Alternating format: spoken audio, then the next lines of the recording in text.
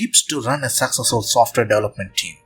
Define goals and vision. While planning the project, setting clear goals and vision is vital and will determine the whole project's success. Give freedom but ask for accountability. Having work freedom doesn't mean not having accountability. Every person in your team, including you, should know what is expected from them at any process phase. Milestones, feedback, and updates. Your job is to create and present milestones to the team, but also to give feedback and updates to individual team members once they reach a checkpoint. Tell them if something is wrong, but also if they are doing particularly well. Leave buffer room.